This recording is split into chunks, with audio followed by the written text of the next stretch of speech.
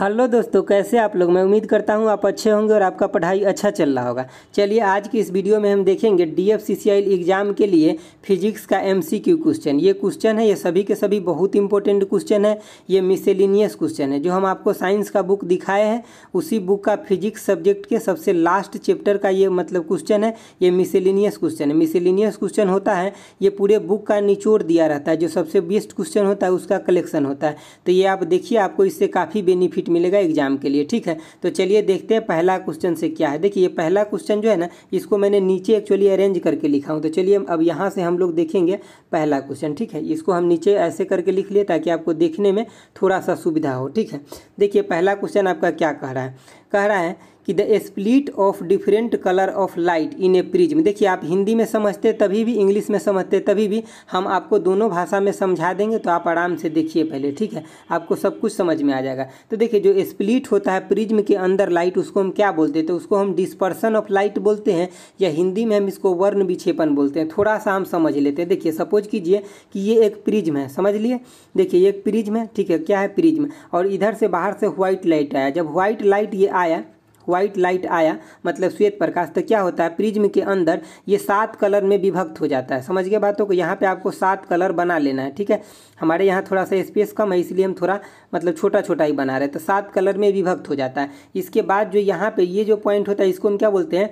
यानी कि refraction point बोलते हैं। कौन सा? रिफ्रैक्शन पॉइंट बोलते हैं। इसको हिंदी में हम अपवर्तन बोलते हैं। इस पॉइंट को क्या बोलते हैं? अपवर्तन। जब एक मीडियम से लाइट दूसरे मीडियम में जाता है तो हम उसको क्या बोलते हैं? रिफ्रैक्शन। और जब एक ही मीडियम से, जिस मीडियम से आया उसी मीडियम में अगर रिटर्न चला जाता है तब हम इसको क्या बोलते हैं? रिफ्लेक्शन। मतलब इसको हम परावर्तन बोलते हैं। ठीक है, लेकिन अब इसके अगर मीडियम चेंज होता है तो इसको हम रिफ्लेक्शन बोलते हैं, यानी कि अपवर्तन बोलते हैं। समझ गए बातों को। तो ये 7 रंग में जो विभक्त हो गया अंदर में, प्रिज्म के अंदर, इसे ही हम क्या बोलते हैं? डिस्पर्सन ऑफ लाइट बोलते हैं। अब देखिए 7 को कलर कौन कौन सा है? तो ROY, रुआय, G, बीव होता है। समझ गया बातों को। तो देखिए सबसे मैक्सिमम वेवलेंथ जो होता है ये भी पूछा जाता है। तो इसका रेड का होता है, वेवलेंथ होता है क्या? तो मैक्सिमम। और सबसे मिनिमम जो होता है लेमडा, यानी कि वेवलेंथ, वो इसका होता है, वायलेट का होता है। समझ गए चीज़ों को। तो अगर ये आपसे पूछा जाए, देखिए इसको और क्या बोलते थे? इसको बाहरी कलर भी बोलते हैं। समझ गए क्या? तो बाहरी कलर भी बोलते हैं। सब एग्जाम में पूछा जाता है। और इसको क्या बोलते हैं? तो अंदर वाले कलर बोलते हैं। क्या बोलते हैं? अंदर वाले कलर बोलते हैं। समझ गए। और देखिए डेविएशन जो होता है सबसे कम किस में होता है? तो रेड में होता है। और डेविएशन सबसे अधिक किसमें होता है? तो वायलेट में होता है। डेविएशन सबसे कम रेड में होता है, इसीलिए हम सिग्नल पे रेड लाइट का यूज करते हैं। समझ गए बातों को। इतना चीज आपको ध्यान रखना है। अगर एनर्जी पूछ ले किसका ज़्यादा होता है, तो एनर्जी इक्वल टू होता है HC में लेमडा होता है। समझ गए चीज़ों को। तो यहाँ पे देखिए जिसका लेमडा ज़्यादा होगा वेवलेंथ, उसका एनर्जी कम होगा। तो इसीलिए रेड लाइट का एनर्जी जो होता है ये क्या होता है? तो मिनिमम होता है। आपको ये ध्यान रखना है। और मैक्सिमम किसका होता है? तो ये वायलेट लाइट का जो एनर्जी होता है ये मैक्सिमम होता है। समझ गए चीज़ों को। तो हम यहाँ पे जितना भी चीज़ बोले हैं ये सभी इंपॉर्टेंट है, तो आपको सभी चीज़ें याद रखना है। चलिए आगे का क्वेश्चन देखते हैं। देखिए 2 नंबर क्वेश्चन आपका क्या है? 2 नंबर क्वेश्चन है कि कह रहा है a boat will submerge it display the water equal to its own weight. देखिए अब पहले चीज़ों को थोड़ा समझ लीजिए, ठीक है, ताकि आपको कंसेप्ट क्लियर रहेगा तो और भी क्वेश्चन में आपको बेनिफिट होगा। देखिए सपोज कीजिए ये पानी है यहाँ पे, ठीक है, तो ये पानी है यहाँ पे। आप पहले बातों को 1 मिनट समझ लीजिए, तब आप क्वेश्चन समझिएगा ना, तो आपको क्वेश्चन गलत लगने लगेगा अभी। ठीक है, देखिए मान लीजिए कि ये बोट है, ठीक है, और इस बोट में कौन है? तो भाई साहब है। ठीक है, भाई साहब इसमें बोट के अंदर है। अब देखिए जब ये बोट यहाँ पे ये बोट तब तक पानी के ऊपर चलेगा जब तक यहाँ पे पानी के जितना इस बोट का जो वजन है ना, उतना पानी को, देखिए यहाँ से ये पानी था इसमें, तो इस पानी को डिस्प्लेस किया गया, बोट के द्वारा हटाया गया। तो सपोज कीजिए जो बोट है इसका वजन अगर 10 kg है, ठीक है, तो ये 10 kg वाटर को भी हटाएगा तब तक ये बोट क्या होगा? इसके ऊपर चलेगा, ठीक है, छताएगा, ठीक है, समर्ज नहीं होगा। लेकिन जब भी ये किसका? तो बोट का वजन है, ठीक है, और ये किसका? तो वाटर जितना हटाया। तो देखिए क्या होता है कि बोट के द्वारा जितना फोर्स नीचे की तरफ लगाया जाता है बोट के द्वारा, उतना ही फोर्स ऊपर, नीचे से ऊपर तक की तरफ लगाया जाता है वाटर जो डिस्प्लेस किया इसके द्वारा। मतलब इसको हम क्या बोलते हैं? बायोन्सी फोर्स बोलते हैं। ये ऊपर की तरफ लगता है। समझ गया। तो जब ये दोनों बराबर रहता है तो ठीक है, उसके ऊपर चलता है। लेकिन जब भी मान मान लिया जाए कि अब जो हटाया गया वाटर है 10 kg है, लेकिन अगर इस बोट का वजन जो होगा 10 kg से ज़्यादा हो जाएगा तो नीचे की तरफ फोर्स ज़्यादा लगने लगेगा। जितना ऊपर की तरफ फोर्स बायोंसी लग रहा है उससे ज़्यादा अगर नीचे की तरफ लगने लगेगा तो ये बोट क्या हो जाएगा, डूब जाएगा अंदर। तो देखिए यहाँ पे एक्चुअली ऑप्शन ये होता ना कि स्लाइटली ग्रेटर देन, मतलब अगर नाव का वेट जो होगा स्लाइटली ग्रेटर देन हो जाएगा तब जाकर के डूब जाएगा, तो ज़्यादा अच्छा ऑप्शन होता है। लेकिन यहाँ पे वो नहीं दिया है तो आप इसको इक्वल भी मान लीजिए। समझ गए कि boat will submerge. Boat submerge कब होता है कि जब डिस्प्लेस वाटर जो उससे ज़्यादा उसका मतलब भारी हो जाता है बोट जो नाव है वो, तब डूबता है। लेकिन यहाँ वो नहीं दिया है तो आप इसमें भी लगा लीजिए टिक, ये भी सही हो जाएगा। इक्वल टू जब इक्वल हो जाता है तो लगभग सबमर्ज होने लगता है, ठीक है। और उसके बाद वो थोड़ा भी ज़्यादा होता है या कोई फॉल्ट आता है तो डूब जाता है। समझ गए बातों को। चलिए आगे देखते हैं। देखिए आपका आगे 3 नंबर क्वेश्चन है। देखिए 3 नंबर क्वेश्चन आपका क्या कह रहा है, समझिए कि सरफेस टेंशन कौन से मतलब लिक्विड में ड्यू टू। तो देखिए सरफेस टेंशन होता है कोहेशन की वजह से। जैसे कि आप देखते हैं जैसे कि पानी जो कुछ भी होता है ना, ये देखते हैं अगर लंबा टाइम से रुक जाता है कहीं पे तो यहाँ पे क्या होता है ना कि इसके ऊपर एक परत बन जाता है। जैसे कि देखते हैं मच्छर उच्छर इसके ऊपर बैठ जाता है। तो ये क्यों बैठ जाता है, क्योंकि इसके अंदर अब सरफेस टेंशन हो गया, ठीक है, इसके ऊपर ही बैठ जाता है। जब इसको हमको डिस्ट्रॉय करना होता है, सरफेस टेंशन को खराब करना होता है, खत्म करना होता है, तो हम इसके ऊपर थोड़ा मिट्टी के तेल डाल देते। तो देखिए थोड़ा मिट्टी के तेल डाल दीजिएगा, तब इसके ऊपर अगर कोई मच्छर बैठता है ना तो देखिएगा डूब जाता है। तो क्यों, क्योंकि यहाँ पे सरफेस टेंशन खत्म हो जाता है, इसीलिए। समझ गए बातों को। तो ये सेम पार्टिकल में होता है। देखिए सरफेस टेंशन कभी भी होता है ना तो कोहेशन ऑफ फोर्स जो होता है वो सेम पार्टिकल में। देखिए जैसे कि यहाँ पे पानी पूरा भरा हुआ है तो पानी का सभी मॉलिक्यूल्स तो सेम है। समझ गए बातों को ना। तो सेम पार्टिकल में होता है तो हम उसको कोहेशन फोर्स बोलते हैं। और जब डिफरेंट पार्टिकल में अट्रैक्शन होता है तब हम उसको क्या बोलते हैं, एधेशन फोर्स बोलते हैं। समझ गए बातों को। देखिए यहाँ पे आप सरफेस टेंशन का यूनिट भी याद रखिए, कई बार पूछा जाता है। तो ये क्या होता है, न्यूटन पर मीटर होता है। समझ गए। और इसका एक फार्मूला भी है। जैसे कि मान लिया जाए कि आपको इसमें कोई कैपिलरी दे देगा, ठीक है, और इसमें बोलेगा कि इसका हाइट कितना बढ़ गया घट गया, तो ये सरफेस टेंशन के हेल्प से ही निकाला जाता है। तो इसके लिए फार्मूला होता है 4 सिग्मा कॉस थीटा बट्टे में कितना, तो रो जी डी होता है। समझिए डी जो होता है इस पाइप का डायामीटर होता है, और जी जो होता है क्या होता है कि जो ग्रेविटी होता है 9.0, और ये जो रो जो है डेंसिटी होता है जो इसमें लिक्विड भरा है उसका, ठीक है। और कॉस थीटा मतलब ये कितना एंगल पे है, और यही जो यहाँ पे सिग्मा है यही क्या होता है, तो सरफेस टेंशन होता है। समझ गए बातों को। और ये 4 इसमें कांस्टेंट है, तो इसका हाइट निकल जाएगा कि कितना लिक्विड ऊपर तक जाएगा। समझ गए बातों को। तो इतना चीज़ आपको ध्यान रखना है। चलिए आगे देखते। देखिए 4 नंबर क्वेश्चन क्या है। एक्चुअली फिजिक्स ऐसा चीज़ ही होता है कि आपको समझने वाला चीज़ होता है। तो आप थोड़ा टाइम दीजिए, हम बेस्ट आपको समझा देंगे। समझ रहे हैं ना बातों को। जहाँ डायरेक्ट बताने वाला होगा हम डायरेक्ट बता देंगे। 4 नंबर क्वेश्चन देखिए क्या कर रहा है। स्फेरिकल प्लेट है मतलब सर्कुलर प्लेट है। समझ गए बातों को। एक सर्कुलर प्लेट है, समझ गए। दूसरा क्या है, तो एक क्यूब है, ठीक है, एक क्यूब है। एक सर्कुलर प्लेट है, एक क्या है, तो क्यूब है आपका। समझ गया। देखिए एक हो गया आपका क्यूब सर्कुलर प्लेट है, और दूसरा क्या है, तो एक स्फीयर है। स्फीयर है मतलब ऐसा होगा। समझ गए बातों को। स्फीयर है तो ये कह रहा है कि उसका क्या है, तो मटेरियल सेम है, मटेरियल सेम है, मास सेम है, और सबको कितना था 300 डिग्री सेल्सियस पे रखा गया, 300 डिग्री सेल्सियस पे रखा गया, ठीक है। और उसको उसके बाद रूम टेम्परेचर पे छोड़ दिया है। तो रूम टेम्परेचर पर जनरली कितना होता है, 27 से 30 डिग्री टेम्परेचर होता है, ठीक है। तो विच ऑफ द फ्लोइंग इज यानी कि स्लोएस्ट, यानी कि जो सबसे कम कूलिंग रेट किसका है। तो देखिए न्यूटन्स लॉ ऑफ कूलिंग, ठीक है। न्यूटन्स लॉ ऑफ कूलिंग क्या कहता है कि डी क्यू बटे में कितना डी टी इजकल टू में क्या होता है, तो अल्फा इंटू में ए, और क्या होता है, तो टी एस माइनस में टी होता है, टी एट रूम टेम्परेचर ए ले लीजिए, ठीक है। तो देखिए यहाँ पे टेम्परेचर तो सबका सेम है तो कोई फर्क नहीं पड़ेगा। हमसे ये पूछा जा रहा है, समझ रहे हैं, रेट ऑफ कूलिंग।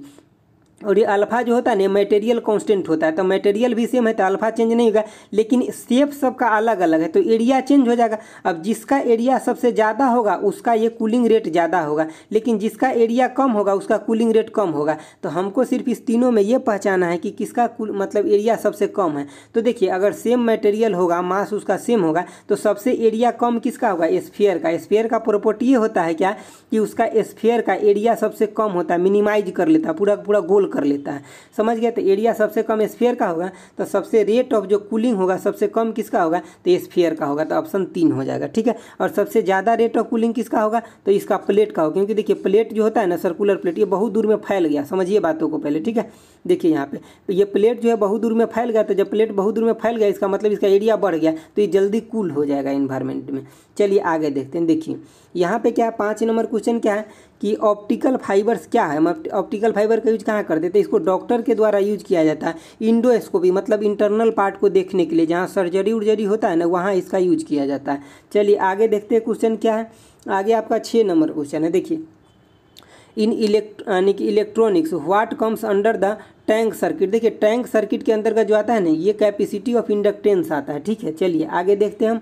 आगे आपका 7 नंबर है। देखिए क्या कह रहा है कि Coolidge tubes is use produce, तो मतलब ये किस लिए यूज करते हैं, क्या चीज़ प्रोड्यूस करने के लिए, तो एक्सरे को प्रोड्यूस करने के लिए हम इस ट्यूब का यूज करते हैं। ठीक है, 8 नंबर क्वेश्चन देखिए क्या है कि देखिए ये सब क्वेश्चन डायरेक्ट याद रखने वाला, तो आप डायरेक्ट याद रखिए।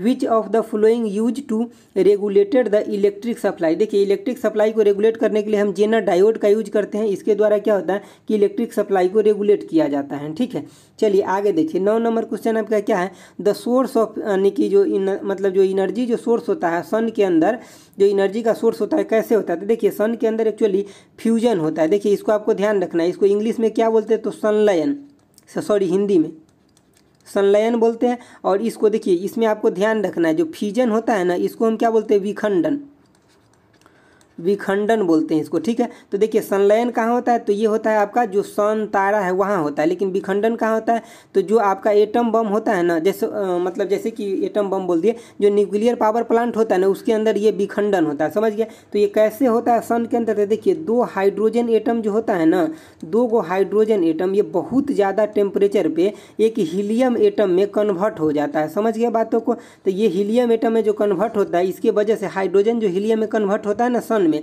तो ये कैसे होता है, तो फ्यूजन के तहत होता है, फ्यूजन के तहत। और यहाँ पे ह्यूज अमाउंट ऑफ एनर्जी निकलता है, बहुत ज़्यादा एनर्जी निकलता है। चलिए आगे देखिए 10 नंबर क्वेश्चन क्या है। 10 नंबर क्वेश्चन है कि what principle law explain the working of hydraulic brake. देखिए हाइड्रोलिक ब्रेक को, जो भी हाइड्रोलिक चीज़ें जो है ना उस सबको एक्सप्लेन किसके बेसिस पे किया गया है, तो प्रिंसिपल मतलब पास्कल के लॉ के बेसिस पे किया है। देखिए पास्कल जी ने क्या बोले थे कि कोई भी अगर स्टैटिक फ्लूइड है तो इसके अंदर जो प्रेशर इंटेंसिटी होगा ना ये सभी डायरेक्शन में क्या होगा, सेम प्रेशर ऑफ इंटेंसिटी होगा।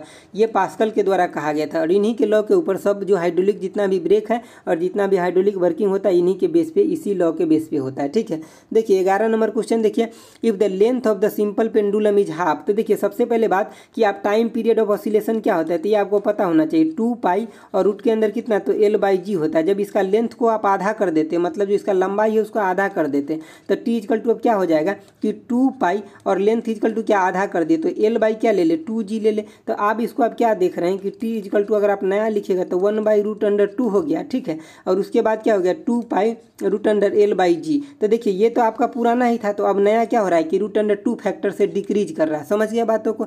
चलिए आगे देखते हैं, जब इसको 2 गुना कर देते तब इंक्रीज हो जाता है √2 फैक्टर से। ठीक है, तो आधा किए हैं तो डिक्रीज हो जाएगा।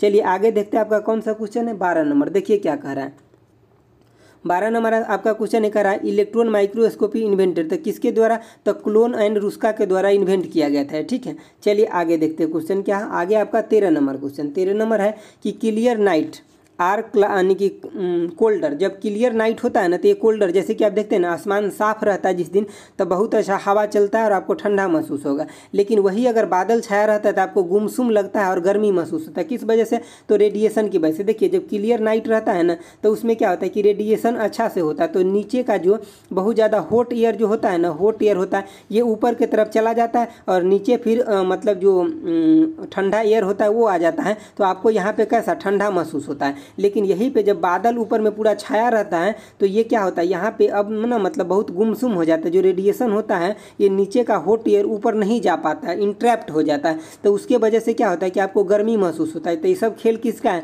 तो रेडिएशन महाराज का है, समझिए बातों को। चलिए 14 नंबर क्वेश्चन देखिए आपको क्या है, कह रहा है स्पीड ऑफ साउंड ग्रेटर, तो किस में होता है। देखिए आप सॉलिड, लिक्विड और गैस, तो सबसे ज़्यादा किस में, सॉलिड में होता है, तब होता है लिक्विड और तब होता है गैस में। ठीक है, बातों को समझ गया। तो यहाँ पे सॉलिड आपको क्या दिख रहा है, तो ग्लास सॉलिड दिख रहा है, तो इसमें होगा सबसे ज़्यादा स्पीड ऑफ लाइट होगा। चलिए आगे देखते हैं। आगे आपका 15 नंबर क्वेश्चन है। देखिए 15 नंबर क्या कह रहा है, a gas thermometer more sensitive than liquid thermometer because. तो देखिए गैस थर्मोमीटर में क्या होता है, गैस होता है और एक लिक्विड होता है। तो देखिए गैस में क्या होता है कि जब भी आप टेम्परेचर बढ़ाते हैं ना तो ये बहुत जल्दी क्या होता है, एक्सपेंड होने लगता है।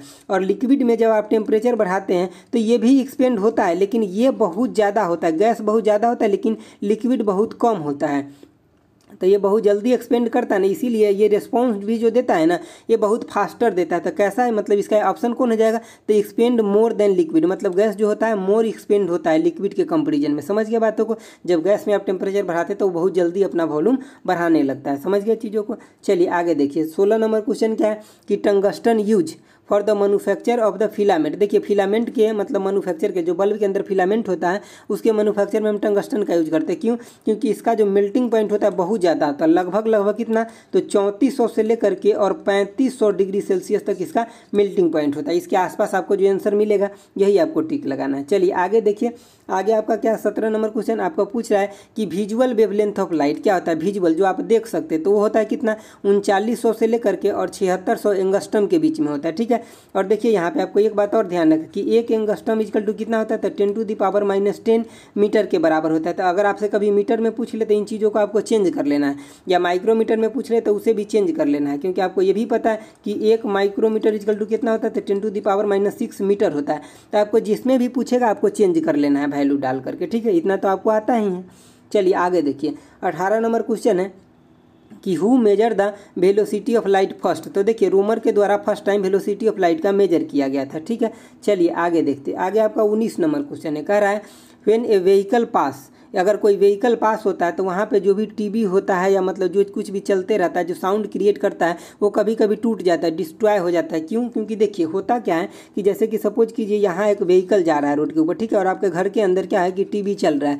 तो जब इसके अंदर से जो स्पार्क प्लग से जो साउंड निकला ना उसका साउंड और इस टीवी का साउंड का दोनों का अगर नेचुरल फ्रीक्वेंसी जो होता है ना ये चीज़ें अगर मैच कर जाएगा ना तब उस केस में क्या होता है कि ये चीज़ें खराब हो जाता है। समझ गए बातों को। तो यहाँ जो ऑप्शन दिया गया है बी, देखिए 2 number, spark plug create the electromagnetic disturbance, उसके वजह से हो जाता है। यहाँ पे ये चीज़ों को नहीं लिखा है जो नेचुरल फ्रीक्वेंसी होता है ये, लेकिन इसके वजह से भी होता है। ठीक है, चलिए देखते हैं आगे। आगे आपका 20 नंबर क्वेश्चन है, देखिए कह रहा है द एनर्जी इमिटेड द सन। तो सन से जो एनर्जी इमिट होता है निकलता है वो किस वजह से, तो न्यूक्लियर फ्यूजन की वजह से, यानी कि नाभिकीय संलयन की वजह से निकलता है। ठीक है, तो आप हिंदी इंग्लिश दोनों लोग समझते रहिए अच्छे से, क्योंकि देखिए आपको अगर क्वेश्चन समझा रहेगा ना तो एग्जाम में लैंग्वेज मैटर नहीं करेगा। आप बहुत अच्छे से बना लीजिएगा, आप बिलीव कीजिए मेरे ऊपर जो मैं बता रहा हूँ। ठीक है, देखिए आपका 21 नंबर क्वेश्चन क्या है कि यानी कि atmospheric layer reflect the radio wave. तो देखिए 5 गो एटमॉस्फेरिक लेयर होता है, आप इसको याद करके रखिएगा। कभी कभी कंफ्यूज हो जाते हैं आप, तो कंफ्यूज मत होइए। सबसे नीचे क्या होता है, ट्रोपोस्फेयर, उसके बाद स्ट्रेटोस्फेयर, फिर मेसोस्फेयर, फिर आइनोस्फेयर, फिर इग्जोस्फेयर होता है। समझ गए। कैसे याद रखेंगे, तो देखिए आपको ये चीज़ें तो याद रहता है कि ये 5 गो लेयर होता है, लेकिन आप कन्फ्यूज किससे कर जाते हैं, तो कभी इसको आगे पीछे इस दोनों को कर लेते, तो आपको आगे पीछे नहीं करना है। देखिए आप अगर इंग्लिश अल्फ़ाबेट देखिएगा ना ABCD में, तो आप देखिए नीचे से, तो ये कितने 20 पे है, ये कितने 19 पे है, ये कितने 13 पे, ये कितने 9 पे, 5 पे। तो आप अगर ऊपर से देखिएगा ना तो सीक्वेंस में, समझ रहे हैं, मतलब जो बड़ा है वो सबसे नीचे आएगा, ठीक है, और सबसे जो छोटा है वो ऊपर आएगा। तो आप इन चीज़ों से भी इसको कवर करके याद रख सकते हैं। तो जो होता है मतलब रेडियो वेव कहाँ से रिफ्लेक्ट आता है, तो यहीं आयनोस्फीयर से आता है। समझ गए बातों को। तो इन चीज़ों को याद रखना। मौसमी घटना कहाँ होता है, तो सब यहाँ पे होता है, ट्रोपोस्फीयर में होता है। ठीक है, चलिए आगे देखते हैं। आपका क्वेश्चन क्या है, 22 नंबर क्वेश्चन है। देखिए क्या कर रहा है, द मास एनर्जी रिलेशन। ठीक है, मास एनर्जी रिलेशन क्या होता है, तो ये स्पेशल थ्योरी ऑफ रिलेटिविटी होता है। E=2 में आप क्या पढ़े, mc² जो आइंस्टीन सर के द्वारा दिया गया है इन चीज़ों को, तो आप इसको आपको याद रखना है। चलिए आगे देखते हैं। देखिए आपको यहाँ पे क्या है, 23 नंबर क्वेश्चन क्या है कि शॉर्ट साइट। देखिए शॉर्ट साइट मतलब क्या होता है कि निकट दृष्टि दोष होता है। ठीक है, सपोज कीजिए आपका आँख है यहाँ पे, ठीक है, अब यहाँ पे क्या हुआ ना कि जब निकट दृष्टि दोष है, इसके मतलब क्या है, निकट की वस्तु आपको दिख रहा है और दूर का जो वस्तु है इसको नहीं दिख रहा है। तो इसको आप करेक्ट कैसे करते हैं, तो कनकेव लेंस के द्वारा करते हैं, जो यहाँ पे ऑप्शन बी में कनकेव बोलिए, या हिंदी में इसको क्या बोलते हैं, तो अवतल लेंस बोलते हैं। समझ गए बातों को। तो आपको याद रखना है। ठीक है, यहीं पे अगर मतलब यहाँ पे शॉर्ट स्लाइड जैसे निकट दृष्टि या दूर दृष्टि रहता था, हम उसको किससे ठीक करते हैं, तो कॉन्वेक्स, तब इससे ठीक करते हैं। दूर दृष्टि रहता तो कॉन्वेक्स से ठीक करते हैं, यानी कि उत्तल लेंस से ठीक करते थे। यहाँ से आपको इतना क्वेश्चन याद रखना है। इसमें सभी क्वेश्चन इंपॉर्टेंट है, आप ध्यान से देखिए। देखिए 24 नंबर क्वेश्चन क्या है कि what is the reason of twinkling of a star. देखिए जो स्टार का जो ट्विंकलिंग होता है वो किस वजह से होता है, तो एटमॉस्फेयर के अंदर जो रिफ्रेक्शन ऑफ लाइट होता है उसके वजह से होता है। रिफ्रेक्शन कहने का मतलब यहाँ पे कि अपवर्तन है। समझ गए, हिंदी में अपवर्तन होता है, मतलब एक मीडियम से दूसरे मीडियम में जब जाता है, हम आपको पीछे भी बताए, तो वहाँ क्या होता है, रिफ्रेक्शन होता है। तो इनको आपको याद रखना है। यहाँ कई बार लोग कंफ्यूज भी करते हैं, तो आपको ध्यान से याद रखना है। चलिए आगे देखिए, आगे आपका 25 नंबर क्वेश्चन देखिए, कह रहा है कि nuclear reactor use to produce the electricity. तो इलेक्ट्रिसिटी को प्रोड्यूस करने के लिए जो न्यूक्लियर रिएक्टर में होते क्या होता है, तो फ्यूजन होता है। इसका मतलब होता है हिंदी में विखंडन, ठीक है, विखंडन। और इसका मतलब क्या होता है, संलयन, संलयन होता है, समझ गए। तो संलयन कहाँ पे होता है, फ्यूजन जो होता है ये होता है सन में और तारा में होता है, लेकिन ये फ्यूजन जो होता है कहाँ होता है, न्यूक्लियर पावर प्लांट में। देखिए न्यूक्लियर पावर प्लांट में क्या होता है कि एक न्यूट्रॉन जो होता है ये 3 न्यूट्रॉन में पहले टूट जाता है, समझ गए बातों को। यहाँ से 2 न्यूट्रॉन को ऑब्जर्व कर लिया जाता है और फिर एक को आगे प्रोसीड किया जाता है आगे कार्य करने के लिए, ठीक है। फिर यहाँ पे 3 हुआ था, फिर 2 को ऑब्जर्व कर लिया था। किसके द्वारा ऑब्जर्व किया था, तो कैडमियम और बोरोन का जो क्षण होता है उसके द्वारा ऑब्जर्व कर लिया जाता है इसको, ठीक है। और एक को फिर प्रोसीड किया जाता है ताकि उससे हमें इलेक्ट्रिसिटी जनरेट होता है। तो ये इसको हम क्या बोलते हैं, तो कंट्रोल चेन रिएक्शन बोलते हैं, समझ गए। और यही जब अनकंट्रोल चेन रिएक्शन होता है तो ये कहाँ पे होता है, बम जो बनता है ना उसमें होता है। जैसे कि यानी कि जो एटम बम बनता है ना, एटम बम, तो उसके अंदर क्या होता है, अनकंट्रोल चेन रिएक्शन होता है। मैं सबका शॉर्ट फॉर्म ज़्यादा लिखता हूँ, आप फुल फॉर्म लिख लीजिए। मैं इसलिए शॉर्ट फॉर्म लिखता हूँ ताकि आपका टाइम बच सके, आपको समझने से ज़्यादा मतलब है, ठीक है। चलिए आगे देखिए, 26 नंबर क्वेश्चन है, काफ़ी इंपॉर्टेंट क्वेश्चन है। कई लोग इसको याद करते रहते हैं, लेकिन आज के बाद आपको याद नहीं करना। पहले जो मैं बता रहा हूँ 1 मिनट के अंदर उसको समझ लीजिए आप अच्छे से। देखिए सबसे पहले बात आपको ये डायग्राम याद रखना है, समझ गए बात। और आपको पता है 3 गो प्राइमरी कलर होता है और 3 गो सेकेंडरी कलर होता है। तो देखिए सेकेंडरी कलर जो बनता है वो प्राइमरी से मिल करके बनता है। तो आपको यहाँ से क्या पूछा गया है कि ब्लू और ग्रीन को जब हम मिलाएंगे तो कौन सा कलर बनेगा, ठीक है। तो आप याद कब तक रखते रहिएगा, आप यहाँ पे सीखिए चीज़ों को। देखिए ब्लू, ग्रीन और रेड, ये कौन सा कलर है, प्राइमरी। तो हमको सबसे पहले प्राइमरी लिखना है। देखिए हम ABC अल्फ़ाबेट में हम कलर मतलब चल रहे हैं, ठीक है। तो पहले क्या, ब्लू को हम यहाँ लिखे तो हम क्लॉकवाइज, ये आपको ध्यान रखना है कि हम कहाँ से, यहाँ से शुरू किए, राइट साइड से हम शुरू कर रहे हैं, ठीक है। यहाँ पे हम पहले B लिखे ब्लू, फिर ग्रीन, फिर रेड। आपको ऐसे दिमाग में इमेजिनेशन बना लेना है, ठीक है। उसके बाद अब हम कहाँ से शुरू करेंगे, जैसे यहाँ B से शुरू किए थे तो हम कैसे गए थे, क्लॉकवाइज। यहाँ गए थे तो हमको ग्रीन मिल गया, फिर यहाँ गए तो हमको क्या मिल गया, तो रेड मिल गया, फिर हम यहाँ गए तो हमको क्या, ब्लू मिल गया, समझ गए। तो हम ऐसे क्लॉकवाइज घूमे। उसी तरह से अब हम C से स्टार्ट करेंगे, ठीक है, बातों को समझिए। C से स्टार्ट करेंगे और यहाँ पे अब जाएंगे M और यहाँ पे जाएंगे क्या, तो Y जाएंगे, समझ गए। आप इतना चीज़ों को ध्यान रखिए जो हम कहते हैं, आपके दिमाग में एक ही बार में सेट हो जाएगा चीज़ें। तो देखिए अब इसको क्या बोलते हैं, हम सियान बोलते हैं। इसको हम क्या, ब्लू बोल दिए, इसको हम क्या बोलते हैं, ग्रीन बोलते हैं, इसको हम रेड बोलते हैं। और इसको क्या बोलते हैं, तो सियान बोलते हैं, समझ गए बातों को। इसको हम क्या बोलते हैं, तो मैगजेंटा बोलते हैं। इसको क्या बोलते हैं, तो येलो, वो येलो बोलते हैं, समझ गए। तो देखिए अब यहाँ पे क्या है कि जब आप इस दोनों चीज़ को मिलाइएगा ना, जैसे इस दोनों साइड को आप प्लस कीजिएगा, ये रेड को और ब्लू को, तो आपको क्या मिल जाएगा, मैगजेंटा। और ग्रीन को और ब्लू को ऐड कीजिएगा तो क्या, आपको सियान मिल जाएगा। और रेड को और ग्रीन को ऐड कीजिएगा तो आपको येलो मिल जाएगा। तो अब आपको कभी याद नहीं रखना है, इनको सिर्फ डायग्राम को याद रखिए। तो यहीं पर देखिए ब्लू और ग्रीन को मिला रहा था ना, तो देखिए यहाँ पे अभी मिलाइए, ब्लू और ग्रीन को मिलाइए तो क्या बनेगा, सियान बन गया ना। तो आप इसी तरह से आपको कोई दूसरा भी पूछ लेगा तो आपको काम हो जाएगा, ठीक है। आप इसको शॉर्ट स्क्रीन लेकर के रख लीजिए। ये सब एग्जाम में डायरेक्ट फोकस यही पॉइंट होता है, आप डायरेक्ट याद कर लीजिएगा ना, वो कुछ हो याद नहीं रहता है, समझ गए बातों को। ऐसे पढ़िए ताकि आपको याद रहेगा। देखिए कलर ऑफ लाइट को हम किससे डिटरमाइन करते थे, वेवलेंथ से। हम आपको बताए थे क्या, मतलब ये प्रिज्म बनाकर बताए थे कि जो सबसे मतलब यहाँ पे कलर किसके, वेवलेंथ के अकॉर्डिंग, क्योंकि सबसे ज़्यादा वेवलेंथ था यहाँ रेड का, तो ये किसका मतलब कलर था, रेड और इसका वेवलेंथ था लेमडा जो था मैक्सिमम था। तो हम यहाँ पे लेमडे के अकॉर्डिंग हम इस कलर को डिफाइन करते, समझ गए बातों को ना। और सबसे मिनिमम जो वायलेट का होता था ये लेमडा होता था, समझ गए चीज़ों को। चलिए आगे देखते हैं। आगे आपका 28 नंबर क्वेश्चन है, देखिए क्या कह रहा है।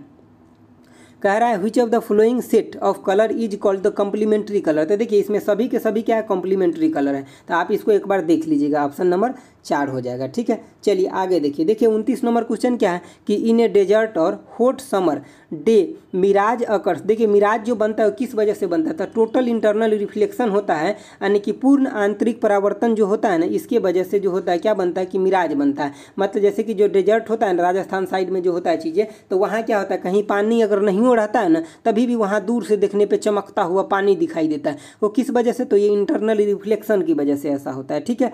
चलिए देखिए आगे 30 नंबर क्वेश्चन क्या है। 30 नंबर क्वेश्चन है कि the dark shadow which receive no light from the source is called. तो देखिए इसको क्या बोलते हैं, तो अम्ब्रा बोलते हैं। ये एक्चुअली चंद्रमा से रिलेटेड एक फेनोमेना होता है, वहाँ पे ये होता है, ठीक है। तो इसको आपको डायरेक्ट याद रख लेना है, ठीक है, क्योंकि इसका एक्सप्लेनेशन इतना बड़ा है कि मैं बताऊंगा तो आप बोर हो जाइएगा, ठीक है। तो आपको उसको याद रख लेना है, ठीक है।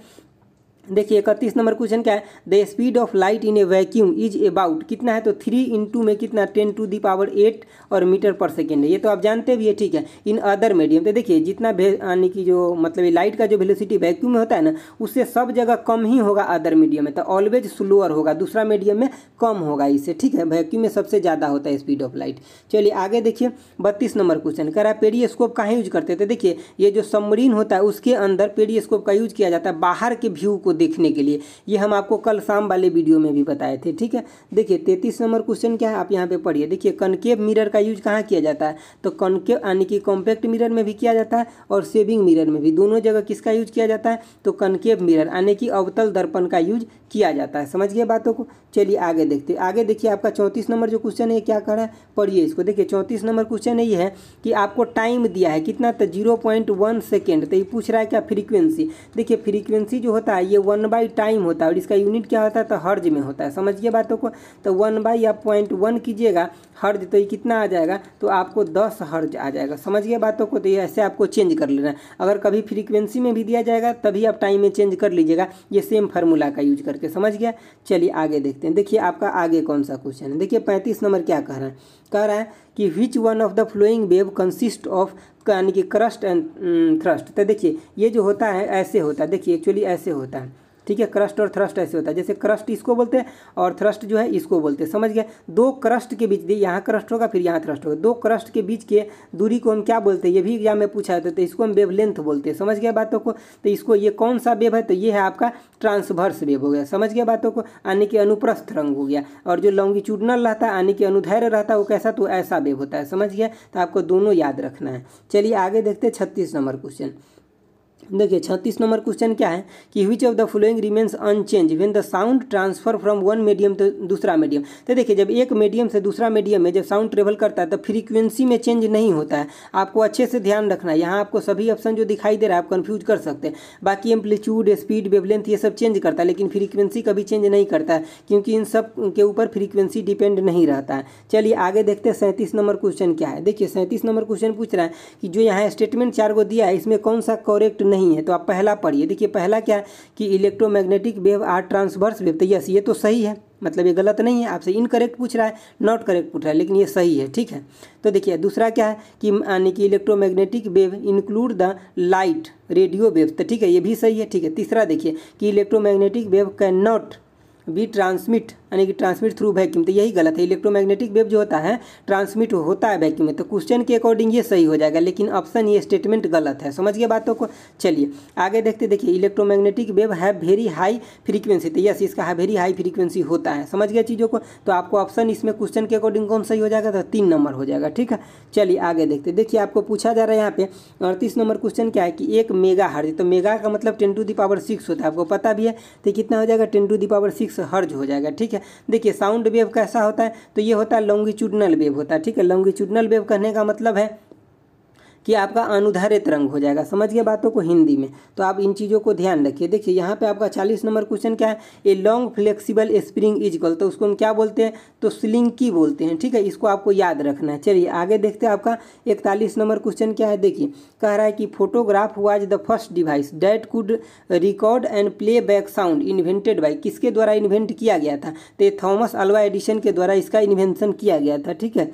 चलिए आगे देखते हैं 42 नंबर क्वेश्चन। देखिए 42 नंबर क्वेश्चन क्या है, an echo is reflected sound it is heard only reflect the surface, यानी कि सरफेस एटलीस्ट। देखिए कम से कम, देखिए ऐसे तो इसका 16 से 17 मीटर होता है करेक्ट आंसर, ठीक है, लेकिन ये नहीं दिया यहाँ पे 11 मीटर आपको दिया है ऑप्शन में, तो इसको करेक्ट लेना है। क्यों, क्योंकि देखिए यहाँ क्या कर रहा है कि अब मतलब इससे ज़्यादा दूर, ठीक है, तो इससे ज़्यादा लेंगे तो हमको 16-17 ऑलरेडी कंसीडर हो जाएगा, ठीक है। हम 21 लेंगे तो ये गलत हो जाएगा, ठीक है, इसीलिए हम इसके अकॉर्डिंग ऑप्शन 11 लेंगे, लेकिन अगर एग्जैक्ट 16 या 17 मीटर दिया रहता तो हम वो चीज़ें लेते हैं, ठीक है। देखिए यहाँ पे पूछा गया आपका ऐसा यूनिट पूछा गया। देखिए सब क्वेश्चन इंपॉर्टेंट है, आप ऐसा मत सोचिए कि कोई हल्का है या भारी है, क्योंकि आप प्रीवियस ईयर देखिएगा तो आपको पता लग जाएगा, ठीक है। एम्पियर क्या होता है, एम्पियर किसका यूनिट होता है, तो करंट का यूनिट क्या होता है, तो एम्पियर होता है, ठीक है। चलिए देखिए 44 नंबर क्वेश्चन देखिए, यहाँ पे आपको थोड़ा समझना है।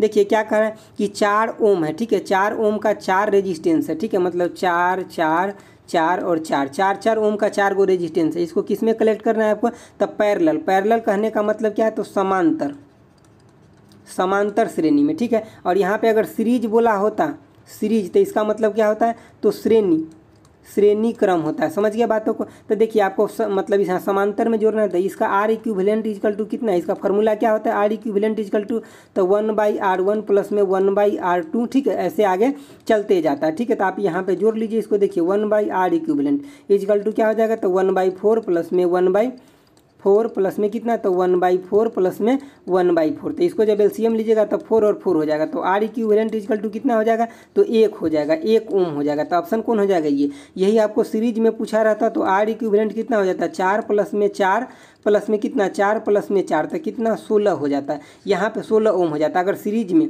पूछा रहता श्रेणी क्रम में तब, यहाँ समांतर क्रम पैरेलल में पूछा था तब 1 हो जाएगा। एक क्वेश्चन और पूछा जाता है क्या, कि रेजिस्टेंस को हम किस क्रम में जोड़ते हैं तो मैक्सिमम होता है। तो हम किस में जोड़ेंगे, तो सीरीज में जोड़ेंगे तो मैक्सिमम होगा।